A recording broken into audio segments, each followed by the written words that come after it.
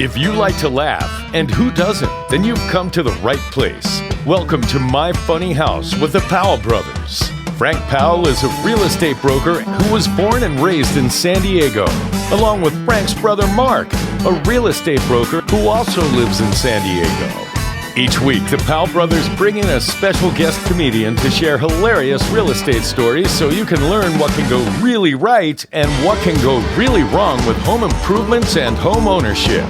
So now, let's get into it with My Funny House. Here are your hosts, Frank and Mark Powell on The Answer San Diego. Good morning, San Diego. Welcome to My Funny House with the Powell brothers. My name is Mark Powell. I'm a real estate broker, and sitting to the left of me, thank you for the applause, is my brother Frank Powell. Hello, good morning. Thank you for tuning in on this beautiful Saturday morning in San Diego. Thank you for all our dedicated listeners. And of course, I have to introduce our co-producer, Maria Herman, is in the house. Yay. Yay. Coming to you live from not in the studio. Yeah, not in the studio. And it is the domino effect that I should now introduce to you. An outstanding comedian that we absolutely love. He's touring all over. Please make him welcome, James Schrader. All right. Yay. Thanks for having me again, guys. Today, Yeah. oh, sorry. No, What happened? nothing. Something happened. Nope. Something happened. Today's show, we're going to talk about real estate terms you should know, because it seems like the vernacular for real estate is confusing to some people, especially first-time home buyers or people who are not in the industry. Like every industry has their own kind of... It can be intimidating when people are throwing around words and... Right. Yeah. Very intimidating, exactly. So we'll go through some terms that you should know and some terms that you probably will never even come across. So the first term is called an appraisal. Oh, we're going alphabetical. Yes, we're going to start with the letter... Let's see how far we get in 22 minutes. We can get through A. So Frank, can you explain to the audience just generally what an appraisal is? Okay, well, not everyone, but many people who purchase a home must get a loan. Okay, so you got to get a loan. You're going to put some money down, but usually people don't have $1 million in cash to buy a house, so they have to get a loan.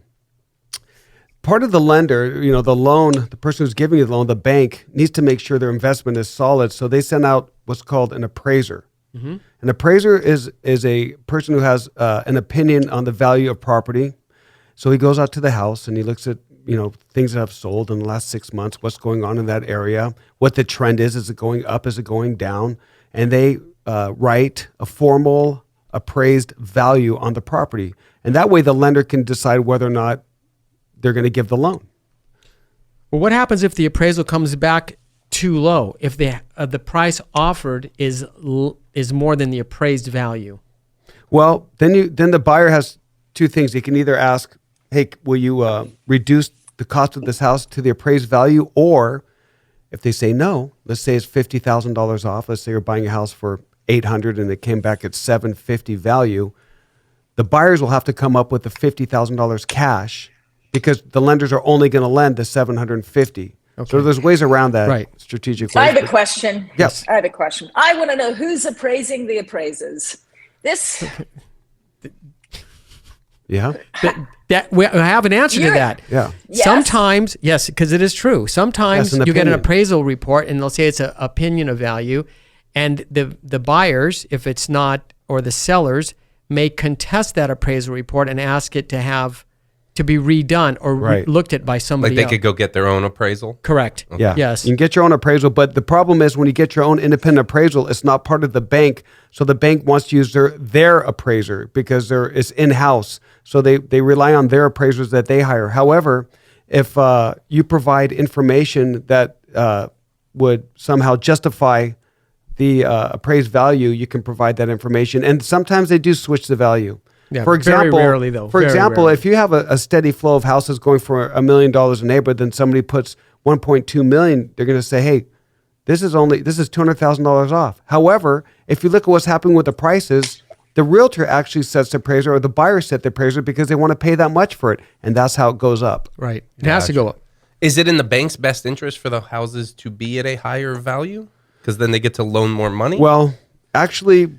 That's a really good question. Yeah, because of the trends, real estate goes up and down. It's secular. So you don't want to appraise really high and then let's say like the market crashes, and all of a sudden you're upside down. Then you're in a short sale if you have to sell it, which is a whole different topic. And some people in this market are waiving their appraisal contingency, which means we don't care what it appraises for. We just want the house because there's so few houses out there to purchase. Right, and they're willing to put the cash up front if it's $50,000 or $100,000 all that off. They just want the house. So what that means is you can't get out of it if it doesn't appraise. You can't use that as a reason not to buy the house. I feel like that's what happened with my marriage. You know, like I waived everything, and now I'm stuck. It's just you didn't do your due diligence. No, yeah, the market has definitely dropped. You could have hired an appraiser. Listen, the market isn't the only thing that's dropped. Oh God! Hey, here's a term. Okay. Maybe this term would have applied more, Maria. Oh yeah. You can purchase a house as is. Yeah, or a husband. It's as most is. husbands are as is. Yeah. Like we get it. They're a fixer-upper to most of you. Right. Yeah. So it's a diamond in the rough. Yeah. Oh my God. We would like you to know we come as is. As is. Oh yeah. We can change for the first 2 months, and then we're back to as is. I think I was a complete teardown. You're a remodel. So Frank, explain what as is, because we see that all the time. I'll just buy it as is. Or this term has been fought in the courts because if you sell a house as is and then you're hiding like a big crack under the carpet, and then you come 3 years later, you're switching your carpet and you find a big crevice in your house, and they knew about it, and they go, so what? You bought it as is. You could still be held accountable for that because you didn't disclose that you had a big crack. And that's considered a no-no in the court. How do you prove that they knew? Well, usually that's a good question. Usually when you pull up a carpet, there's sometimes a filler in there where somebody tried to fix this crack or hide it. And if you see that somebody messed with it. Knew somebody knew about it. If it's not, and if it's just a crack and they didn't know, well then... Yeah, it's that, and also the Facebook selfie of you next to the crack. So, that's big now. That's not pointing at it. Yeah, watch out what you post on social media. So in this real estate market in San Diego, and we all know how crazy it is with multiple offers coming in. Sometimes a real estate buyer will say, "Hey, can you use my offer as a backup offer?" And that's an important term for everyone to know, especially listing agents. Because backup offers do have some weight to them. Because it seems like now there's so many, I've been watching and just looking at all these things I can't afford. But you see like a house go on the market and they're asking, call it $750, but then they're selling for like $100,000 over, right, or $200,000 over, and people are just coming in with the cash. But at the same time, if somebody's waiting on a loan, so that's a way like I really like that house, but it's under contract. I can use this as a backup offer, correct, and be like, hey, if the bank falls through here, I'm ready. Is that what it just solidifies your place in line? That's exactly what it does. What happens is when the listing agent takes you as a backup offer, that means you're next in line. Because sometimes they'll accept an offer, and then all of a sudden, after it's in escrow, they get another offer that's $100,000 more than what they currently have. And so the seller will be like, can I get out of this? That happened to a buddy of mine. Now, sometimes that's not like, it was like a $10,000 difference. They were going towards it. They were in escrow. Yeah. And then someone else came in with $10,000. And this was a few years ago. Mm-hmm. And he lost the house for 10, Geez. And then he even told me, he's like, that's not like, some of that's not legal. That's not legal. No, you can't do that. I mean, you can't force somebody out of a house. Well, also you can get in trouble. If you do that, you have to pay the broker the 3% because you're in escrow. Well, that means you'll end up at some mediation table. And right, mediation, arbitration. This out. You don't ever want to be at that. I've never been at that round table, knock on wood, and we'll never want to be at that round table. So that's the backup offer. So instead of saying we have a backup offer or you're a backup offer, it's much strategic for any agent out there to say, don't say backup offer because that means you have to take their offer if this goes. Just say we will keep your contract on file and look at it later. Just say you'll keep it on file. Don't use the term backup offers because that obligates you to take that other offer. And if something else better comes in, you're obligated to take the other one in line. So as the broker, if I take it as like, yes, we accept your backup offer. Right. Now they're next in line. They're next in line, no matter what. Yeah. No matter what. It's like being in Costco. You're next in line rather than. So you say don't step out. Yeah. Don't step out of line. You can't get out because then you go to the end again. We'll keep your offer. and if anything changes, we'll give you a call, but we'll just keep it on file. Wow. Okay. Yeah. What's the other one? Yeah. Blind offer. Yep. Oh, I get lots of those. Blind offer. From blind people or just? Oh, they're just offers in the dark. Well, that's kind of what Get out of the dark, Maria. So, Frank, what is a blind offer? Come into the light. Well, sometimes because you may be out of state and you're looking at all these photos of a house in California or anywhere, and you go, you know what? It has a virtual tour. It has a you could go around it with a drone. They're showing it really good. So instead of actually seeing it, you just throw a blind offer and go, I'm going to take it without actually physically being there. Yeah. That could be dangerous. That's very dangerous. Because sometimes you have a house that's surrounded by nothing but crap, And so when you look at it, you look at a house and you didn't tell me 2 doors down there's a big construction site putting up a Walmart. But also nowadays with Google Earth and Google Street Maps and stuff, it makes it easier. Yeah. The one thing that's hard to determine is noise. Well, they're called material facts. What around the area is going to affect the value of the property, and you don't know that unless you're there. So there could be a freeway right behind the house, and they don't say that. All of a sudden, you got a freeway behind your house. Buying it blind is not a good idea. No. Take the time, get on a plane, go check it out. Is that what happened with Zillow? Is that what happened with them? We don't know. I don't know. Yeah. But I'll tell you what, They bought a bunch of houses that were. they bought a bunch of houses and they're selling them now. But with Zillow, it's a little bit different. They use the same contract for the homes all over the United States. Right. They have their own contract. Yeah. It's very close to the California Association of Realtors contract, but it's a little bit different. But yeah, they got it together. Yeah, they're selling they're selling solid. whatever. I mean, obviously they did something right. Everyone knows Zillow means houses. Yes. Right? Imagine going, hey, what do we name our company? Zillow. What does that have to do with that? What's a Zillow? So the marketing's really good because everyone knows when you're talking about Zillow, you can get the estimates. Well, they're going into the breath mint business. Did you hear that? No. There's estimates. Oh my God, James. I gotta go. Guys, I gotta go. That was my attempt at comedy right here. It's a comedy show. You just had a tomato thrown at you. Okay, I'll stand behind a cage if I ever. Let's go for next one is buyer's agent as opposed to listing agent. Oh yeah, there's a big difference. Big difference. Some people like to drive people around and look at homes. That's called a buyer's agent. You're taking someone who wants to go look. So they'll call you up on the weekend and go, hey, I have 5 houses. Let's go look at them. And you take them around. And then there's listing agents that just go for the listing, which means if you want to sell your house, I'd rather be the listing agent. That's correct. And if you want leverage and if you want to do better in real estate, it's always best to be the listing agent. Why? Because if I had 10 listings, I could control all those. If I had 10 buyers, I can't take all of them out on the weekends. So it's very hard to manage all the people that you have as a buyer's agent. We should buy so you guys, you would rather sell houses than work with buyers? I would rather list them. I like working with both. I mean, I like driving people around and checking out houses. I think it's fun. Yeah, it is. If I have 10 people, I'll rent a van. Take them everybody. How about a limo, you cheap bastard? No, I don't want a limo. A van. It's a party bus. There's a pole. But I'll tell you what, it's a good time. It's a good time. Listen, so I'll tell you what. So James, you know that you're on the short list to be hired to work that pole, James. Someone's got to drive this bus. No wonder he's been acting like he wants to buy a house for the last 4 months. I have no money. I'm not buying anything. But this is a good party. We've been driving around. James is actually the pole dancer.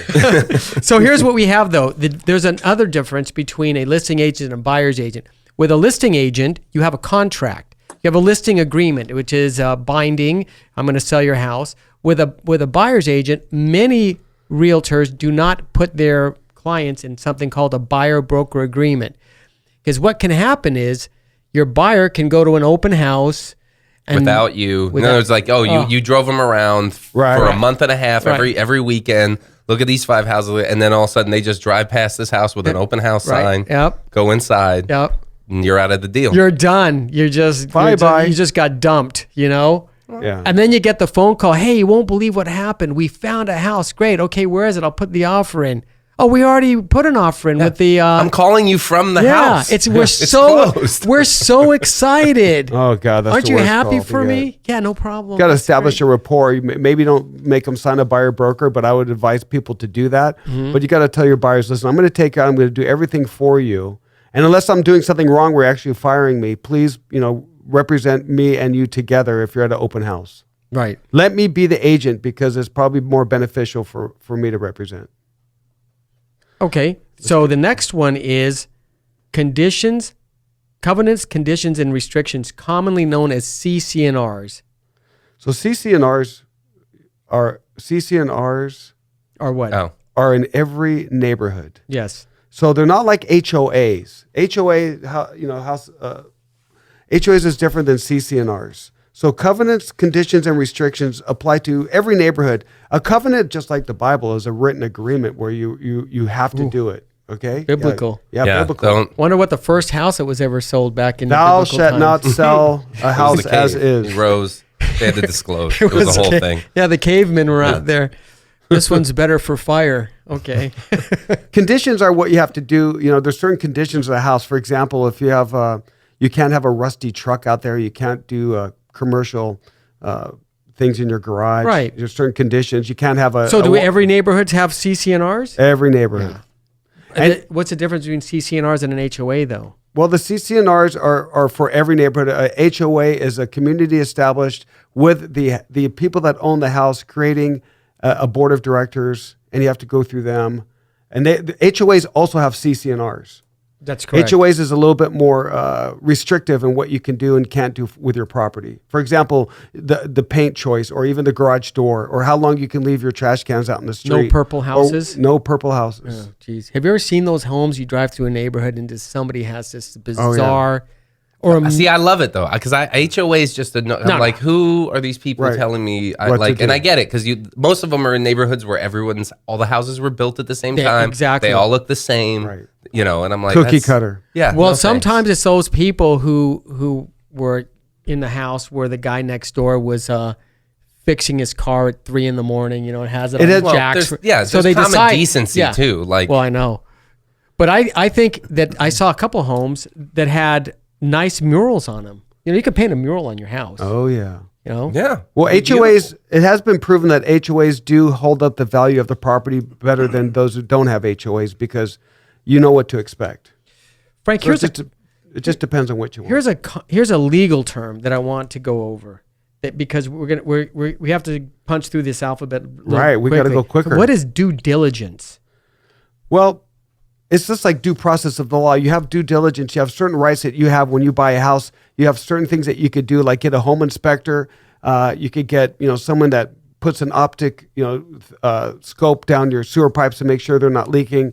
You have your due diligence. You have the right to inspect the house and have familiarity with the property, and you get the due diligence. Well, you came across a good point. That scoping the pipes, and James, you know about this. Yeah. I was in that business for 10 years. So what do you find when you put that scope down there? So depending on the age of the house and the type of pipe that was used, like in the 70s, they were laying a lot of clay pipe. This was like before the PVC came out, 70s and before. So you have these imperfect pipes. If somebody drove a truck over it, they can crack. If there's any trees or stuff, you'll find roots. Anytime that there's any type of water coming out, roots will find that, and then it's better than the earth. They just grow a root in, and then it starts splitting the clay, and then it's like, why is this float? Why is everything draining slowly and things like that? And clogged, having to cut roots out and things. It's a huge deal. So you definitely want to know from your house to the city clean out. Right. What is happening? Are In there leaks? between. Did somebody drive a fence post through it? Jeez. Is there going to, because I've seen all of it. What's the remedy when you find your pipes and they go, hey, I've got big cracks in these pipes? If it's just cracks or if it's just old pipe and there's nothing really inside as an obstruction, now there's technologies where you don't have to dig anything. You don't have to do anything. They dig like one hole at one side. They can get into it, blow a brand new pipe through it that's fiberglass that cures in place. You're done, and that's a 50-year deal. That's really if good there's to roots know. and stuff, there are technologies where you can kill the root and you can cut the root and things like that, but then you're going to end up blowing it because if you don't take care of it, it's comes back. It's going to grow right back in. That's an important thing to do. Always scope the pipes because there's usually a tree in the front of the house to make it look nice. Yep, and those right trees, over the pipe. Right over the pipes. And then those trees could be evasive. And just like James said, they can act like snakes and they go around the tubes just like constrictors. squeezing the pipe and sucking the water out. Yep. And then you got problems. Hey, when people buy a house, they can use a conventional loan. They can use an FHA, VA. There's different types of loans. But Frank, what is a hard money loan? Because you hear this term thrown around. I'm going to use a hard money loan. Hard money. Well, usually when you don't qualify to get a conventional loan, you can call somebody that gives you what's called cash. They have the cash there. They're like their own private banks. They charge a lot more in interest. But that hard money loan is closely related to an all cash offer because you're going to get the cash, but you're definitely going to pay a higher interest. Some people will do that just because they want to have the cash on hand to do a deal when they're like, I'll get financed later through the bank. Yeah. I just want to move faster than this. Correct. So I can go get a hard money loan, Right. make the deal, and then I can go shop. and then they refinance it. They do that later. So hard money loans aren't really a bad thing. And another thing, home sale contingencies. You're going to hear this. Yeah, some home sale contingencies. Yeah, whenever you sell a home, there's contingencies. Like I'll buy the house if A, B, and C are met. So one of them is make sure that you can get the loan. That's a contingency. Like I'll buy the house if I can get the loan, and I got 21 days to get that. The appraiser, make sure that it appraises. Right. And then the inspection. So that's the three top ones that you could say, I'll buy the house as long as it meets, we don't find anything crazy. And if we do find something crazy, we do a request for repairs. And if you don't acknowledge that, we have a chance to get out and get our deposit back. So these are the contingencies related to a home sale. At least the top three. There's a lot of terms that we're throwing around There's here. a lot of terms. We might have to do a part 2. Yeah, this seems like a multi-episode. There's a lot to get to. There's no way, This is like real estate 101, but it's a lot of terms, a lot of jargon that we use for this industry. Just like every industry has their own jargon. Do comedians have their jargon? Is there comedian jargon? Yeah, of course. Yes. Where do we hear your comedian jargon? Yeah, that's right. Yeah, James, how amongst comedians, you won't. No. Where come on stage? We're like, this was a crap audience. No, like not that. How can we get a hold of you and hear you? Oh, hear me? Yeah, that kind of comedian. My silly jargon. JamesSchrader.com. That's the best place to find me. JamesSchrader.com. JamesSchrader.com. We all know him from the soap, but he has blasted off to other things he's doing. So look him up, and to get in touch with Maria, you can always go to the Comedy Heights to watch Maria. She's here. She'll tell us how to do it. How do you do that? Yeah, comedyheights.com. Just check us out. We're on like every weekend. Every in San weekend. Diego. And don't forget your and the Powell brothers. The human T-shirt. My human shirts. yeah. Go to the Right website, here. JamesSchrader.com. Go to James Schrader and get his merch. Thanks for listening, everybody. Looking forward to another show next week. And to get in touch with the Powell brothers, you can call us at 858-922-7725 or check us out on the YouTube. Really funny. You can see all of us at My Funny House with the Powell brothers. Or PowellBrothersRealty.com. We're always there and we'll always answer the phone. Hey, thanks a lot, everyone. Thanks for tuning in. Thanks for your questions, and we'll hit you next week. Thank you. Thanks so much for joining us today for My Funny House with the Powell Brothers, right here on The Answer San Diego.